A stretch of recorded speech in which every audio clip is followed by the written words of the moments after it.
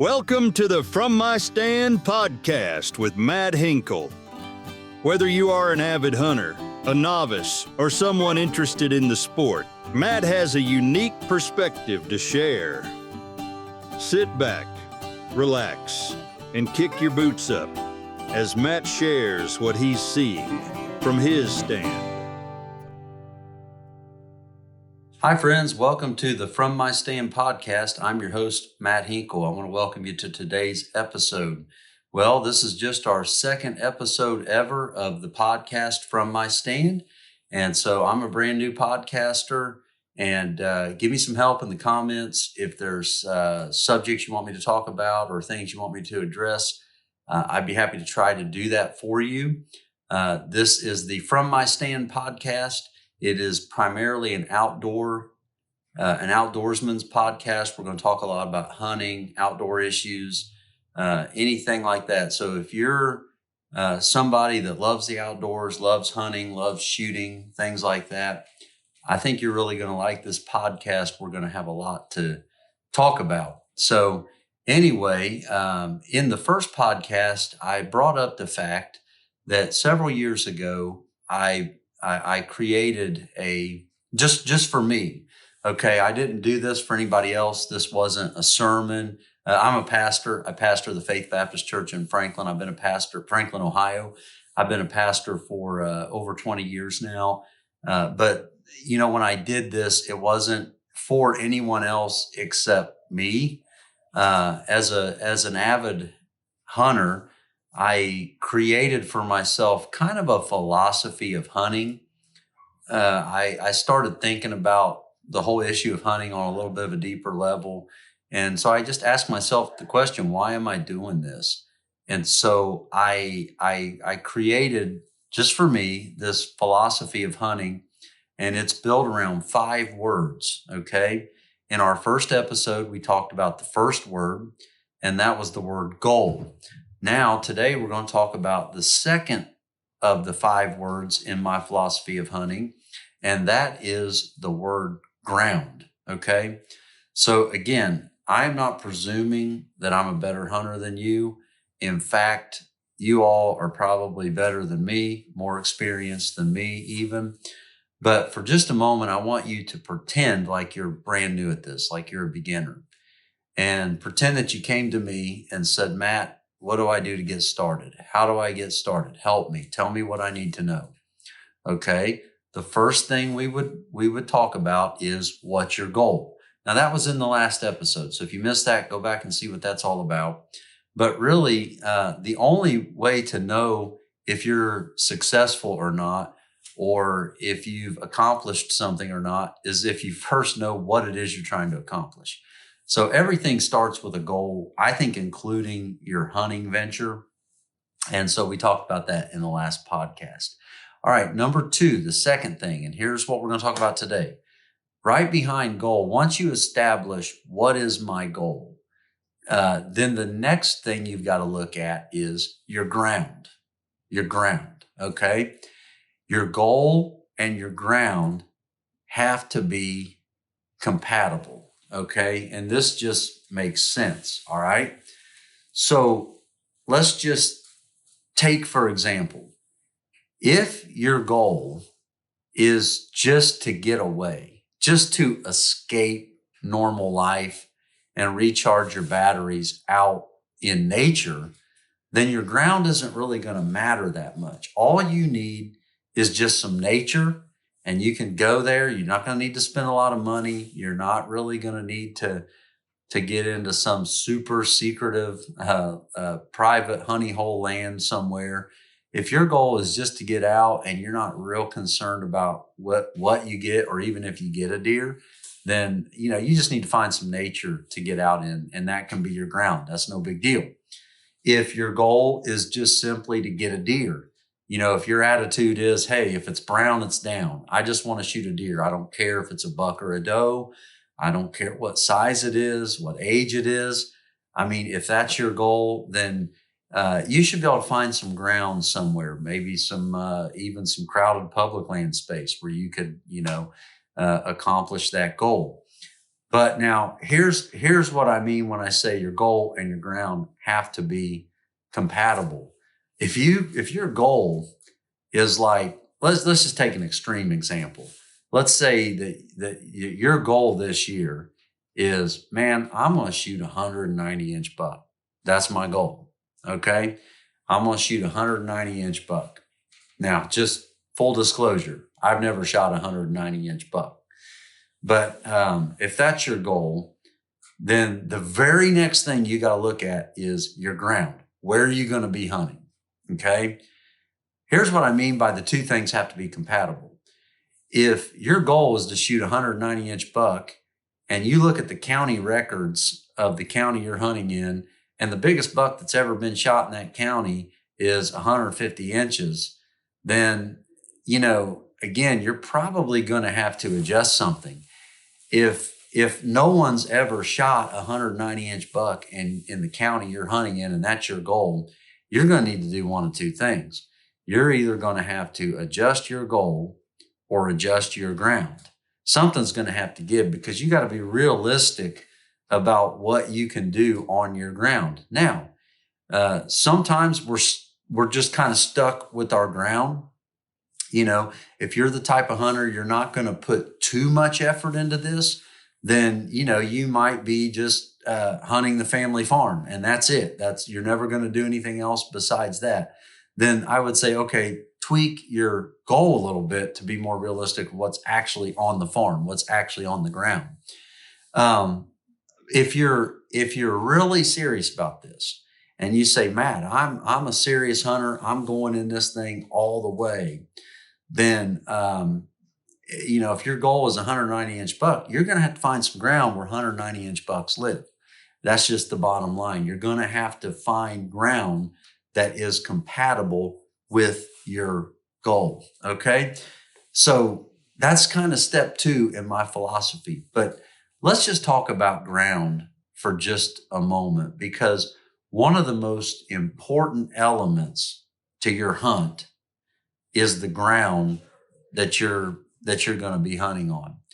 Now, I've run the full gamut of experience. I told you in the last episode, I've been hunting since I was about 6 years old. So I've hunted a long time. I've hunted a lot of places. I grew up out in the country where you could pretty much hunt all the farms around, where I grew up. And, that was kind of my ground. But honestly, I've run the full gamut of experience on this. So I know what it's like. If you're having a hard time finding ground, I feel your pain. I know what you're going through. But, I've had the experience of hunting ground that I know very, very well, that I've hunted for a long time. And then I know what it's like to show up on brand new ground. You don't really know a whole lot about it, but your ground is a huge part of, and by ground, I mean, where are you going to be hunting? The tract of land that you're going to be hunting, whether it's your own property or whether it's public land, whatever the case might be, or private land that you've secured permission on, whatever the case might be. But your ground is the tract of land that you're going to be hunting. Okay. That's what we mean by ground. Now, your ground is going to play a huge role in your success this fall or your lack of success. I would say this: control everything that you can control. Okay. Hunting is like everything else in life. In life, a lot of things happen to us that we cannot control. Much of what goes on in our life and the world around us, we can't control. But what we can control is how we respond to it. And what we can control is what we can control. So when it comes to your ground, I would encourage you to control everything that you can control. I think it's best as a general practice, if you're just a normal everyman like myself, we got normal jobs, we got normal time restraints. We're not in the industry, we're not in the business, the hunting industry, the outdoor business. And so we have a limited amount of time we can hunt. We're somewhat limited on what ground we can hunt, but I would encourage you, try to find ground that you can go back to year after year after year. I'm not talking about hunting out of the same tree every year. I'm not talking about hunting the exact same place on that ground every year. Sometimes if the ground's big enough, you're going to need to move around based on the reality on the ground that year. Things are going to change a little bit. But if you can get yourself on a piece of property that you can go back to year after year, the better you know that ground, the higher your odds of success are. Now, I've done all different types. I still hunt some ground that I hunted when I was a kid. And I'm going to tell you something. I know that ground very well. I know the trees. I know the rocks. I know the elevation changes. I know the creeks and the streams. I can just visualize it all in my head. I've been there a million times. I know it very, very well. And there's pros and cons to that. The pros are you know it really well. The cons are sometimes you think you don't have anything to learn. And even if you're on a familiar piece of ground, always approach it every fall with a fresh look. When you do your scouting, we'll talk about scouting in a future episode. But when you do your scouting in the off season, man, look at it with pretend you're walking into a room for the very first time and try to see everything in that room new and fresh. Okay. So don't just assume because the ground is familiar that you know everything about it. Always look at it with a fresh set of eyes. But man, when you can go back to a place season after season after season, you do kind of get you get a handle on how the wildlife on that particular property behave. And that can be a huge advantage to you. So do that if you can. Also, I know what it's like to drop in and hunt a place that I've never hunted before. And, this isn't really a video about scouting. But I will tell you this, I always for me, step one is figure out where they're bedding. We'll talk about that in a later video. I think bedding is one of the keys. And I'm not saying you go in there and hunt their bedding area, but what I'm saying is when you're trying to piece together the lifestyle of the deer on that property, how do they behave? What do they do? Figuring out where they bed is one of the keys to that. And then you can kind of piece their world together around that. But anyway, when you come onto a brand new piece of property, that can be a little bit intimidating. It can be a little bit overwhelming. But here's what I would say. Learn everything you can about your ground. Don't be lazy in your scouting.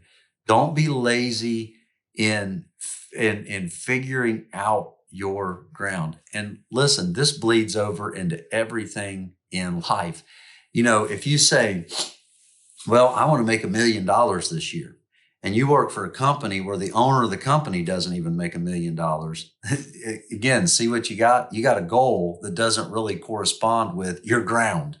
Okay. Your ground doesn't really allow for your goal. So you're either going to need to adjust your goal or you're going to find some new ground, right? Well, it's the same thing with hunting. Make sure that it's realistic. It's okay to have a little element of faith and a little bit of element of belief. But listen, the truth is make sure your goal and your ground are compatible and that you've got some realism factored into your thinking. But once you've settled on your ground, that's your ground, man. That is your ground. Study it, learn it, scout it in the off season. Okay. Don't be tromping around in there while you're supposed to be hunting. That can be problematic. We'll talk about that in a future podcast. But, try to learn every square inch of your ground. The more you know about your territory, the more successful you'll be. Hey, this bleeds into everything else. You want a successful family? Study your family. You want a successful career? Study your career. Know every inch of your territory and then fulfill your role and function in that. And that's a big part of having a great life. When you can do that, it can really lead to great things, including in the realm of hunting. And so anyway, so what have we said? Goal. Number one, what's your goal? Number two, where's your ground? What's your ground like? And, get busy on that. If you're a brand new hunter and you say, Matt, help me get started. What do I need to think about? Think about your goal. Right after that, think about your ground. Where are you going to be hunting? What can you do with that piece of ground? By the way, before you dog your ground, everybody's like, the myth of the greener grass. We all want somebody else's ground. You'd be shocked at what your ground may have right under your nose that you don't know about. So don't give up on it too soon, okay? Good things happen to people that are persistent. Well, I'm your host, Matt Hinkle, and that's how I see it from my stand. God bless you.